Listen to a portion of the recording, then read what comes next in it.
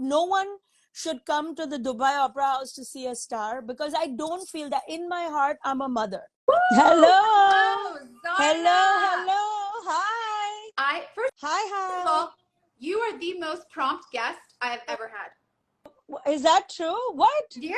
What do other Usually people I have to do? like, I have to fill time. I have to No. flex my anchor chops. No, not at all. Absolutely not. We're all business here. All We business. were set for noon. I was here at 11:58 New York time. Absolutely. So excited to be here. We are so I would love for you to know that I had so many messages when I posted the promo saying that you were going to be on News with Suze, live with Suze. And all kinds of different people from all over the world. So yay. I'm so excited to hear that. And we're so excited to have you here in Dubai. You're going to be in Dubai April 18th. That's right. At the Dubai Opera. That's right. Which is a beautiful venue. So excited. I can't even tell. I've never been to Dubai. I'm excited to just be in Dubai. But of course, comedy festival, Dubai Opera House, the whole thing is so exciting. And I really think that we're going to have a lot of fun together at this event. Yes, definitely. It's our people. It's our culture. It's like, it's extremely relatable, everything that I talk about, because we're all going through some version of this in our lives. So it's going to be a lot of fun. Exactly. So when I first came across your profile, it was during a time when I was reporting for the BBC and in Washington, D.C., and I covered very serious, grim stuff, conflict, politics, all the bad news. And so your work gave me much needed relief. Like, this is God's work, making me laugh after I've been on air, having to calmly tell an audience of 365 million people that the world is on fire. So really exciting. You have your first stand-up special, 1 in a Billion, that recently premiered on Prime Video. Yep. What was the inspiration behind that special? How did it feel? Honestly, my comedy career kind of happened accidentally. It's not something I've had a grand plan. I started comedy on a dare from my kids. That's how it truly started. So as it evolved, I knew I was doing a full hour that people were enjoying a lot in comedy clubs in New York and in the surroundings. But because of the world that I live in, I'm from, because my people are spread out all over the world, I really had to rush and prioritize putting it on a platform that everybody could access. It felt like such a shame to be doing all these jokes that I know that millions and millions of brown people in the world will resonate with, and to limit it to my tiny world in New York. So honestly, we did that special without I got an offer to do it right away from Amazon, which was great because Amazon is everywhere. And I didn't even think, I just picked an outfit. It was not anything I thought about deeply. I was just pretending like I'm doing it for a big club. It didn't occur to me the reach that a platform like Amazon has.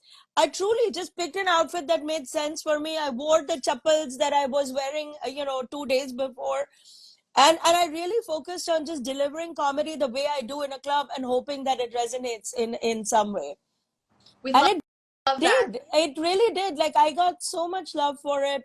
People who watched it have really enjoyed it. I hope everybody in Dubai watches it, because this hour that I'm coming to Dubai with is the new hour. That's the next hour that we're going to be filming later this year. So are you thinking about your outfit for this one? I already have one. This time I'm a little more prepared. I have the perfect outfit. It's ready. It's been custom made. I have it already in my closet. Can you give us a teaser? Can you give us the scoop? Because I have something called Helmet to Heels, where I blend journalism and fashion. So give us the scoop. So you heard it here first. If you know how I dress, you know that I wear a churidar kurta, and I have a belt on, which makes no sense because you're not usually supposed to have it. I don't know why I put a belt on the first kurta I ever wore, and I've been wearing the belt ever since. There's no great logic to it. I get asked about the belt all the time. But I like that silhouette. It's modest. It's how I like to dress. It covers me from all angles. But because it's Dubai, I got a very special color made with hints of my favorite color. So it's like, you'll have to come to the show to see it, but I am telling Oh, you I see. that color, You're that tougher color. to get an answer out of than the president. I will tell you, I've not worn that color on stage yet. I saved Ooh. it for Dubai. Yeah. Okay, so it's the color that makes you feel powerful then. Yes, and it's a nod to the culture of both Dubai and a little bit of India in it. Green. I'm not gonna say. Oh, I'm not gonna okay. say.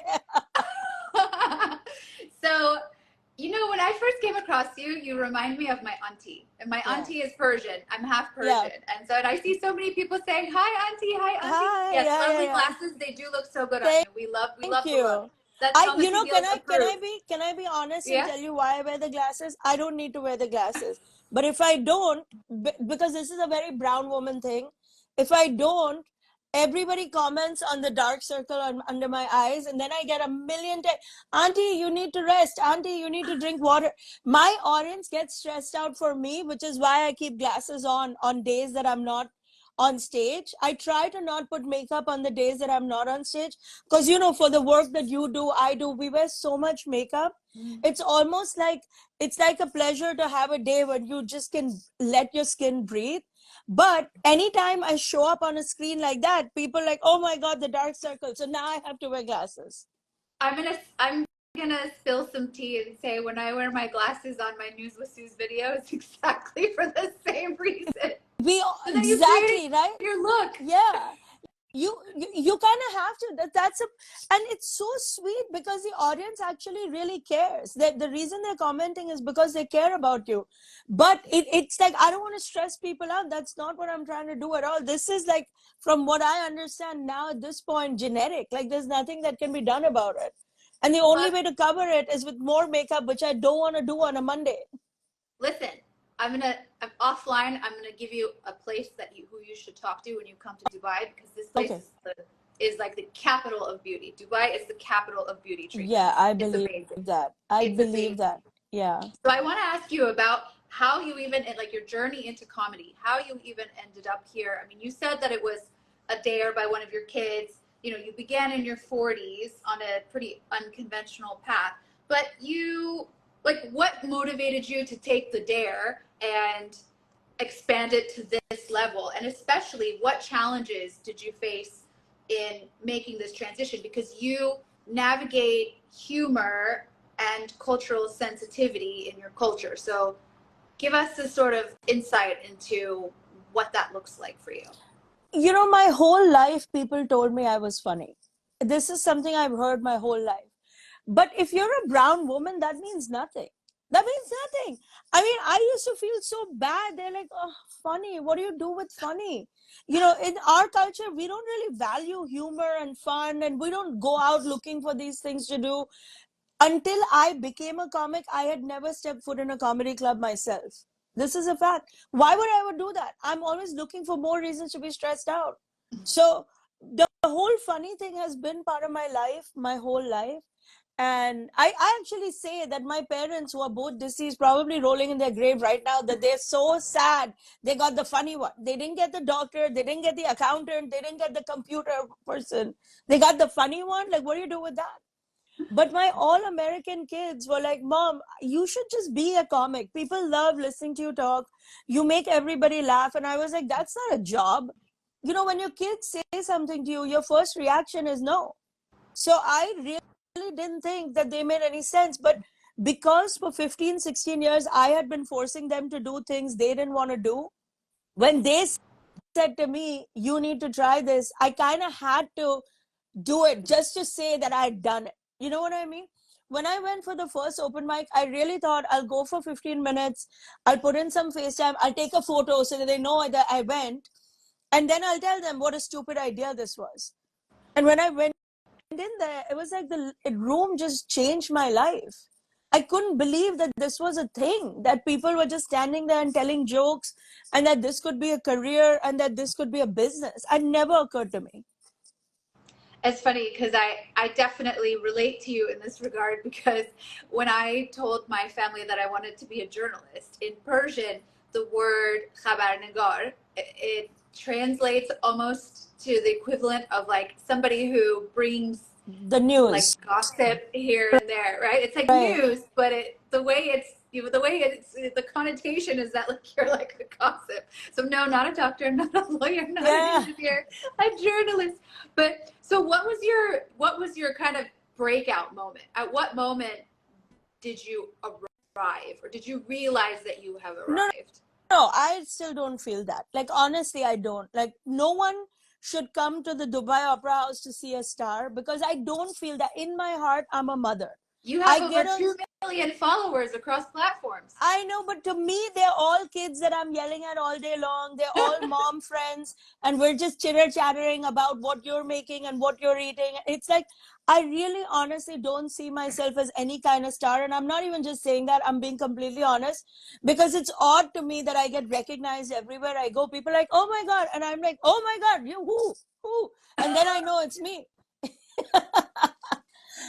Because fame didn't come to me the way it does for somebody who aspired to be an actor or like a big screen star. My life has evolved. The first open mic I did, the woman who ran the open mic said to me, if you bring 5 people next time, I'll give you 5 minutes on stage. And at the time, my Instagram was 100 followers. Basically moms of my kids' friends was my Instagram. And I just said, I wrote in there, like, very scratchy handwritten flyer. If 5 people can come to this show, they'll give me 5 minutes. If anybody is up for it, please come, I'll buy you a drink. I kind of made it like a social event, thinking 5 people will come. 96 people showed up. I couldn't believe it. I was like, who are all you people? Like, I didn't even know all these people. But they were so excited that an Indian woman was doing family jokes, mother-in-law jokes, that like it just buzzed the whole community. And I think that was the first time I realized, oh my God, maybe there's something here. The other thing is, I was a stay-at-home mom for so long. When you're buried under diapers and formula for as long, and in America we don't have help. It's like you're hands on for everything, every moment of the day, every moment of the night, every holiday, every Diwali, every Holi, every Eid, everything you're doing on your own, right? So I really thought when I came out from under it, when my third kid went to school, that there must be thousands of Indian women comics. I just don't know them, you know because you don't know what all is going on in the world. You feel very much like the world has passed you by. That's how I felt. And then when I started looking, I was like, nobody is doing this. Why isn't anybody doing this? And that was my first realization that, oh my God, this market is wide open. And for some reason, we have not taken on the ultimate super villain of all time, the Indian mother in law. So what's your favorite joke? I mean, I have so many, but my favorite is a question that I get asked a lot by people who know me, people around me. Like, how does your husband take your career? What does he think about what you do? And I tell them, I'm like, he loves it. He can't wait for me to get on TV. So one day he can press the mute button on me. And it's very authentic. It's very real. And it's very much where he is right now. He's like, oh my God, please just go do your thing. I'm done listening.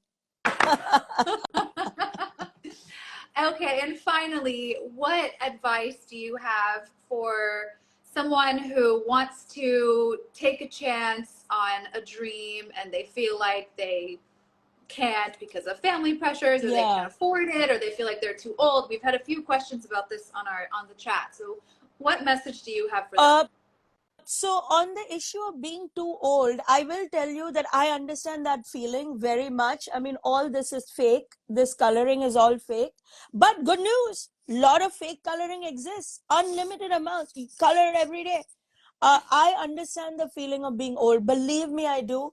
But I will tell you this, that if you're alive and you're mostly healthy and able to do something, you have a responsibility to use every day that has been given to you. It's such a gift. And listen, you might find your thing the day before you die. But even if you find it the day before you die, you still won because you found it.